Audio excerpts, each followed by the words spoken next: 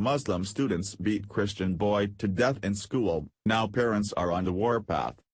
While the left in America tries desperately to convince us that Islam is a peaceful and tolerant religion, all around the world extremists are undermining their narrative. Hardly a day goes by that we don't hear about some migrant attack in Europe or something even more sinister in the Middle East. Murders, terror attacks, and rapes by Muslims have become all too common in the West, as leftists continue opening the floodgates despite the obvious incompatibility between our two cultures. But if you think things are bad at home, just take a look at various Muslim nations and how they treat non-Muslims. Believe it or not, there are still plenty of Christian families scattered about the Middle East, and they're often met with significant persecution. But what recently happened in Pakistan to a young Christian boy went far beyond discrimination. As reported at Breitbart, a teenager from a Christian family has been beaten to death by Muslim classmates at the MC Model Boys Government High School in Pakistan, allegedly for drinking from the same water cooler as them. Sharoon Musa, described as an incredibly bright student from an impoverished Christian family by the British Pakistani Christian Association, was targeted from his first day at the school, where he was the only Christian in his year. Classmates isolated Sharoon, telling him, "You're a Christian, don't dare sit with us if you want to live," according to Christian Today. They also attempted to convert him, slapped him, and verbally abused him as a chura, a pejorative term for Christian, and refused to let him use a common drinking water cooler. On his fourth day, Sharoon drank from the common cooler, and he was met with swift and deadly consequences. Early reports indicate that the teacher on duty, Nazir Mole, allowed it to happen, but he claims he simply didn't notice his students were beating another to death because he was reading a newspaper. "My son was a kind-hearted, hard-working and affable boy.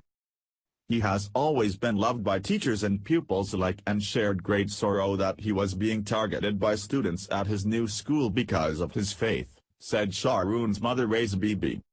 "Sharoon and I cried every night," as he described the daily torture he was subjected to. He only shared details about the violence he was facing. He did not want to upset his father because he had such a caring heart for others. "The evil boys that hated my child are now refusing to reveal who else was involved in his murder. Nevertheless, one day God will have his judgment." Christians are despised and detested in Pakistan. They are a constant target for persecution, added British Pakistani Christian Association Chairman Wilson Chowdhury. This killing of a young Christian teenager at school serves only to remind us that hatred towards religious minorities is bred into the majority population at a young age, through cultural norms and a biased national curriculum. This devastated family will have to cope with the immense emotional pain of a totally avoidable incident. It is a poor indictment of MC Model Boys Government High School that a Christian could be targeted in this fashion.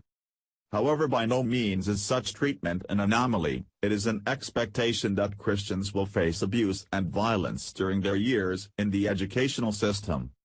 From watching the news and Hollywood media, I was under the impression that Muslims are nothing but victims of Western imperialism and intolerance. Of course, that narrative is patently absurd and demonstrably false. How much evidence do we need before leftists open their eyes to the danger Islam poses to our nation? How many lives have to be lost, how many women and children violated before they get it through their heads that Muslims care nothing for us or our values? Apparently, this message will never be heard or accepted. They've already made a suicide pact in Europe and effectively sealed their own fates by guaranteeing they'll be bred out by the foreign hordes they let in. In the US, there's still time to roll back the Islamic tide. However, it's going to take a lot more courage and grit than what has been on display